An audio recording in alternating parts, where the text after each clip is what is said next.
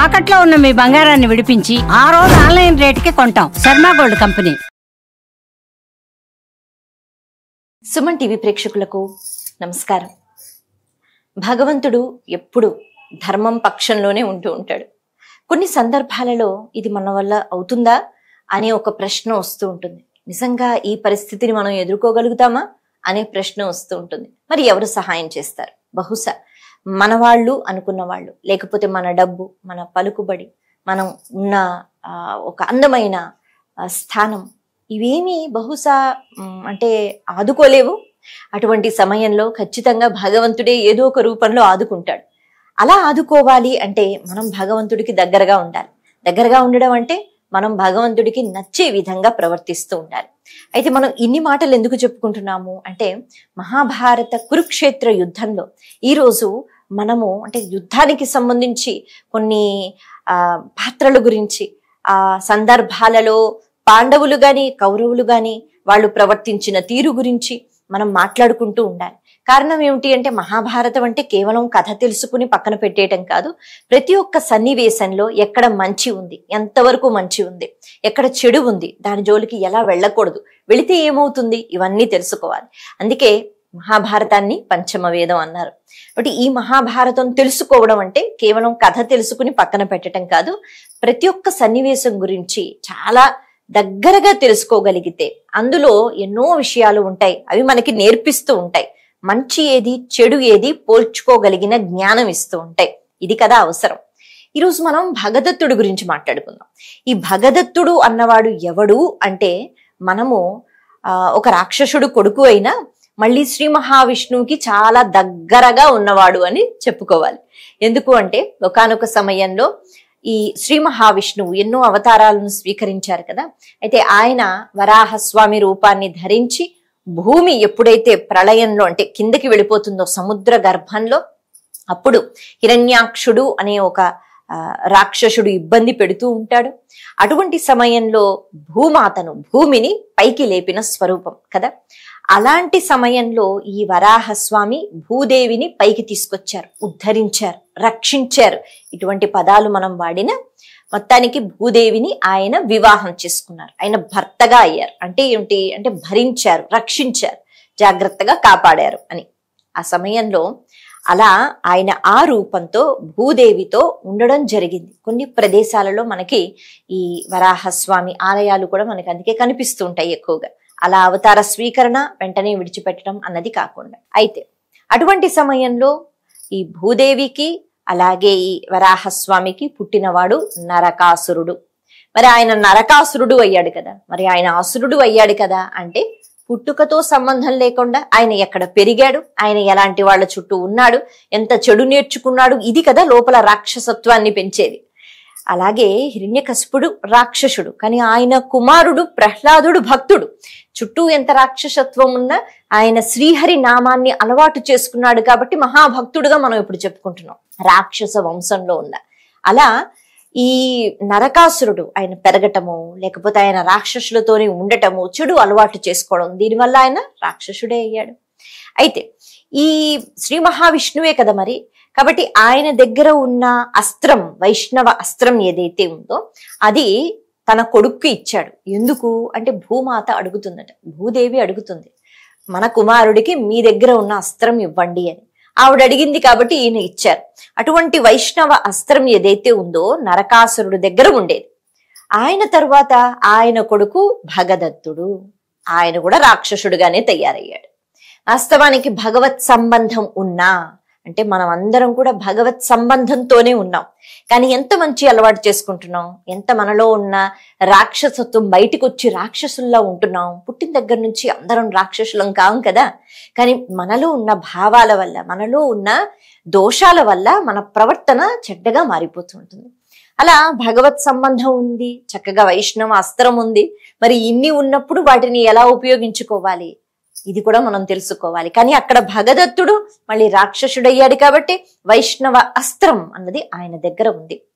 ఇప్పుడు ఆయన సమయం చూసి దాన్ని దుర్వినియోగం చేసే ప్రయత్నం ఆయన చేస్తున్నాడు. మళ్ళీ మనం యుద్ధానికి వచ్చేస్తే, కురుక్షేత్ర యుద్ధంలో భయంకరమైన యుద్ధం జరుగుతోంది. ఈ భగదత్తుడు రాక్షసుడు కాబట్టి, అంటే చూడటానికి భయంకరంగా ఉంటాడన్నది కాదు, అసురీ గుణాలతో ఉన్నవాడు, అధర్మంతో ఉన్నవాడు, అధర్మం వైపు ఉన్నవాడు. అంటే ఆయన ఎక్కడ చేరాడు? కౌరవుల పక్షంలో చేరాడు.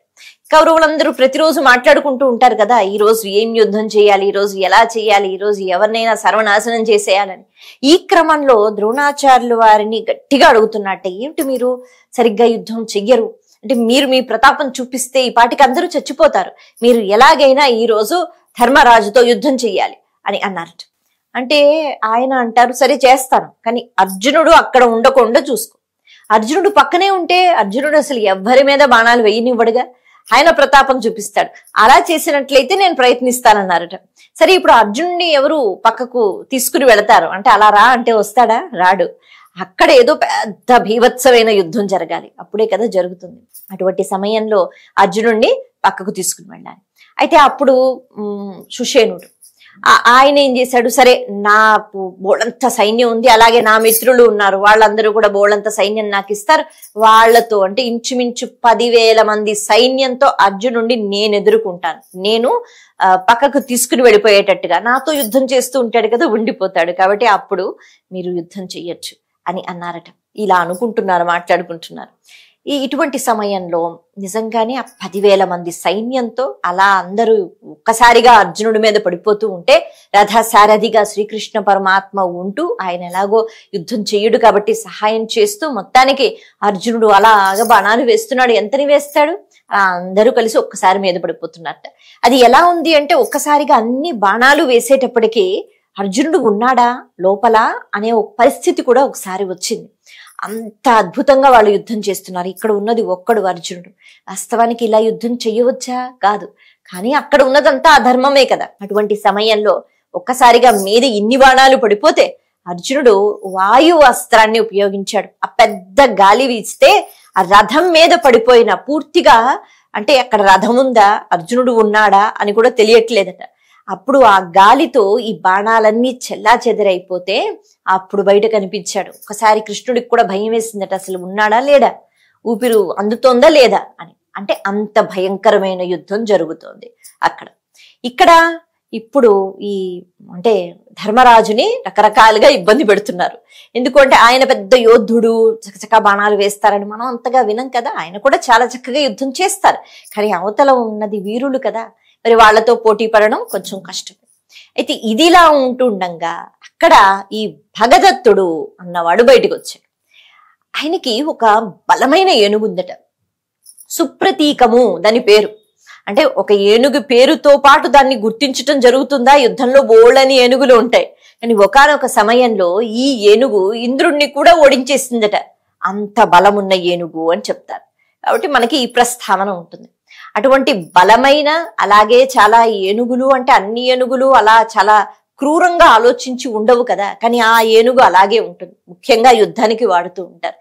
భగదత్తుని యొక్క ఏనుగు అసలు ఏనుగే యుద్ధం చేసేస్తుందట. మీదకొచ్చి ఒక్కసారి అలా తొండంతో అనిందంటే అందరూ చచ్చిపోవాల్సిందే. పైన కూర్చున్న భగదత్తుడు ఇంకా ఏనుగు కన్నా వాళ్ళు బలవంతులైతే యుద్ధం చేస్తాడట, లేకపోతే ఏనుగే అన్ని చూసుకుంటుంది. అటువంటి సమయంలో ఈ భగదత్తుడు నెమ్మదిగా వస్తున్నాడు. నిజంగానే భగదత్తుడు వచ్చి ఒకవేళ నిజంగా ధర్మరాజుతో యుద్ధం చేస్తే ధర్మరాజు ఉండలేడు, చనిపోతాడు. అయితే ఈ విషయం దూరం నుంచైనా తెలుసుకుంటున్నారు, చూస్తున్నారు అర్జునుడు.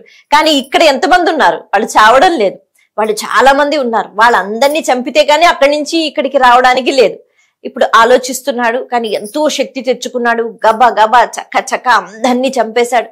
చంపి గబగబా ఆయన ఇటువైపుకి వస్తున్నాడు. ఎందుకంటే ఆయనకి తెలుసు, ఏం తెలుసు, అక్కడ ఉన్నది భగదత్తుడు, ఆయన యోధుడు, ఆయన ధర్మరాజుతో యుద్ధం చేస్తే అయిపోయింది. ఇప్పుడు ఈ సుప్రతీకము వచ్చింది, పాండవ పక్షంలో ఉన్న సైన్యాన్ని పూర్తిగా తొక్కి తొక్కి చంపేస్తుందట. వాళ్ళు దాన్ని ఎదుర్కోలేకపోతున్నారు. అవతల వైపు గుర్రాలతో ఉన్న, ఏనుగులతో ఉన్న వాళ్ళు ఎదుర్కోలేకపోతున్నారు. అటువంటి భయంకరమైన పరిస్థితి. మొత్తానికి ఇక వీళ్ళు బాణప్రయోగం చేసేలోపు గబగబా శ్రీకృష్ణ పరమాత్మ కూడా ఇవన్నీ ఒకవైపు చూస్తూ ఆ రథాన్ని సరైన సమయానికి అక్కడ తీసుకుని వచ్చేశారు. ఇప్పుడు ఈ భగదత్తుడికి భీముడు ఒకటి, ధర్మరాజు ఒకటి, అర్జునుడు ఒకటి కాదు కదా, ఎవరైనా ఒకటే. ఎందుకంటే ఆయన మనసులో అనుకున్నాడు, ఈ రోజు నేను నా దగ్గర ఉన్న వైష్ణవ అస్త్రాన్ని ప్రయోగిస్తాను. అది ప్రయోగిస్తే అది నారాయణ అస్త్రం, దానికి ఎవరూ ఏమీ చెయ్యలేరు. అప్పుడు ఆయన ఏం చేశాడు, సరే నువ్వు వస్తావా యుద్ధానికి, రా, మీ అన్న కాకపోతే నువ్వు, ఆయనకి ఎవరైనా ఒకటే. ఇప్పుడు ఆయన ఈ నారాయణ అస్త్రం, వైష్ణవ అస్త్రం ఏదైతే ఉందో అది ప్రయోగిస్తున్నాడు. ఆ అస్త్రం గురించి ఎవరికి తెలుసు? అన్ని బాణాల్లాగే ఉంటాయి, ఏవో అద్భుతమైన అస్త్రాలు, శస్త్రాలను మనం వింటూ ఉంటాం కదా. కానీ అది అలా వస్తే ఎవరైనా చెడిపోతారన్న విషయం తెలియదు, శ్రీకృష్ణుడికి మాత్రమే తెలుసు. కాబట్టి ఇప్పుడు ఎలా ఆదుకుంటున్నాడు? ఇందాక మనం మొదట్లో చెప్పుకున్నాం, కొన్ని పరిస్థితుల్లో మనకే తెలియదు ఎంత ఆపద, ఎంత ప్రమాదం మన చుట్టూ ఉంది. కానీ మనం ఎప్పుడైతే ధర్మాన్ని పాటిస్తామో, మనం ఎప్పుడైతే భగవంతుడి మాట వింటూ భగవంతుడికి అనుకూలంగా ఇష్టంగా ప్రవర్తిస్తూ ఉంటామో, కష్టాలు, ఆపదలు, మనకి తెలియని ఆపదలు కూడా ఎక్కడెక్కడి నుంచో మన దగ్గరకు వస్తూ ఉంటాయి. కానీ భగవంతుడు వాటిని తీసేస్తాడు. కొన్ని పోల్చుకుంటాం, అయ్యో నిజంగా కదా, ఇలా చేసుంటే ఇలా అయ్యేది, బ్రతికిపోయాం అనుకుంటాం. కొన్ని మనం పోల్చుకోం, కానీ అలా ఎన్ని భగవంతుడు ఇస్తున్నాడు. ఇవన్నీ ఎలా జరుగుతాయి అంటే, మనము అలా ధర్మాన్ని పాటిస్తే ఆ ధర్మమే మనల్ని రక్షిస్తుంది. ఇప్పుడు అక్కడ ఎవరికీ తెలియదు ఈయన ప్రయోగిస్తున్న అస్త్రం ఏదైతే ఉందో దాని వల్ల వచ్చిన ప్రమాదం. అందుకని కృష్ణుడు ఏం చేశాడు, అర్జునుడు అలా నించున్న వెంటనే ఆయన తిరిగి బాణాలు వేసినా వేయకపోయినా అవన్నీ కూడా విఫలమైపోతాయి. ఆయనకి తెలుసు, గబా గబా ఆ బాణం వస్తూ ఉంటే ఎదురుగా వచ్చి నించున్నట్టు. అలా నించున్న వెంటనే ఇప్పుడు ఈ బాణం శ్రీ మహావిష్ణువే కదా కృష్ణుడన్న, కాబట్టి అలా కృష్ణుడికి తగిలి అది వైజయంతి మాలగా మారిపోయి చక్కగా కృష్ణుడి మెడలో అలా ఉంది. ఇప్పుడు తెలిసిన వాళ్ళకి అర్థమైపోతుంది శ్రీ మహావిష్ణువు యొక్క బాణం కాబట్టి అది శ్రీ మహావిష్ణువుని ఏం చేస్తుంది, అది చక్కగా మాలగా మారిపోయింది. ఈలోపు అర్జునుడికి కోపం వచ్చిందట, ఆయనకి తెలియదు కదా. కాబట్టి అదేంటి కృష్ణ, నువ్వు యుద్ధం చేయనన్నావు కదా, లేకపోతే నువ్వు అలా అడ్డంగా వస్తే ఎలా చెప్పు, నాకు బలం లేదనుకుంటారు, నేను అసలు యుద్ధం చేయలేననుకుంటారు, నువ్వు అనవసరంగా మధ్యలో వస్తే ఎలా, అది ఇదే అంటున్నట్టు. అప్పుడు కృష్ణుడు కొంచెంసేపు ఆగు అని చెప్పి ఈ విషయాలు చెప్తాడు. ఇక్కడ నేను ఈ రూపంలో ఉన్నా, ఈ రూపంలోనే ఉండను, నావి 4 రూపాలు ఉంటాయని చెప్పారట కృష్ణ పరమాత్మ యుద్ధ భూమిలో. ఒకటి ఎప్పుడూ భగవత్ స్వరూపంగా అంతటా నిండి ఉన్న పరమాత్మగా, పరమాత్మ రూపం అంటాం కదా, కానీ అక్కడ పరమాత్మ కనిపిస్తున్నాడు కదా. కాబట్టి ఒకటి కృష్ణుడిగా ఇప్పుడు మీకు కనిపించిన రూపంలో, ఇంకొకటి పరమాత్మగా, ఇంకొకటి ప్రళయం అంతా అయిపోయినా కూడా వటపత్ర సాయిగా శ్రీ మహావిష్ణువు ఉంటారు అని మనం వింటూ ఉంటాం కదా ఆ ప్రళయ కాలంలో. అలా అయితే ఇంకొక రూపంలో ఒక్కసారి నేను అంటే ఇలా నాకు వివిధ రూపాలు ఉంటాయి, అయితే అలాంటి ఒక రూపంలోనే అని కథ చెప్పుకుంటూ వచ్చాడు, ఏదైతే మనం ఇందాక చెప్పుకున్నాం. అంటే అటువంటి సమయంలో అది వైష్ణవ అస్త్రం, దాన్ని ఎవ్వరూ ఎదుర్కోలేరు, దానికి నేనే ఉండాలి, అందుకని నేను నించున్నాను. కాబట్టి ఇప్పుడు ఆ అస్త్రం అన్నది లేదు కదా, అయిపోయింది. ఇప్పుడు నువ్వు యుద్ధం చేయి, ఇప్పుడు నువ్వు యుద్ధం చేసి గెలువు, ఇప్పుడు నేనే నీకు ఇంకా సహాయం చేయను అన్న వెంటనే అప్పుడు అర్జునుడు ముందుగా ఆ సుప్రతీకము అనే ఏనుగుని చంపి, ఎందుకంటే అది బీభత్సం సృష్టిస్తోంది, అది చచ్చిపోతే సగం బలం చచ్చిపోయినట్టే. ఆ తర్వాత భగదత్తుడిని అర్జునుడు చంపడం జరిగింది. చాలా సందర్భాలలో మనకన్నా శక్తివంతులు ఇంకొకళ్ళు లేరు, చూసేవా నా శక్తితో నేను సాధించాను అని మనం అనుకుంటాం, బయటికి కనిపించేది అది. కానీ అలా మనం ఒకటి సాధించటానికి లేకపోతే సంపాదించటానికి భగవంతుని యొక్క అనుగ్రహం ఉంటుంది, బహుశా అది కనపడదు. కాబట్టి దానికోసం ఎప్పుడు భగవంతుడు మనతోనే ఉండి మనల్ని నడిపిస్తూ మనం అన్ని విజయాలు సాధించేటట్టుగా చేస్తూ ఉండాలి అంటే మనం కూడా భగవంతుడి వైపు చూస్తూ ఆయనకి నచ్చినట్టుగా ప్రవర్తిస్తూ ఉండాలి అన్నది ఇక్కడ ఈ భగదత్తుడు కథ వల్ల మనకి తెలుస్తుంది. కాబట్టి ఎంత శక్తివంతమైన వైష్ణవ అస్త్రం తన దగ్గర ఉన్నా అది ఉపయోగం లేకుండా అయిపోయింది. కారణం ఏమిటి అంటే ఆయన రాక్షసుడిగా మారాడు, ఆయన అధర్మం వైపు ఉన్నాడు. ఇది ఇక్కడ మనం నేర్చుకోవాల్సిన విషయం. ఇలా మన పురాణాల్లో కథల్లో బోల్డన్ని సంఘటనలు, వాటి దగ్గర నుంచి ఎన్నో విషయాలు నేర్చుకోవడానికి ఉంటాయి. కథగా తెలుసుకుని వదిలేస్తే ఎటువంటి ప్రయోజనం ఉండదు. నమస్తే.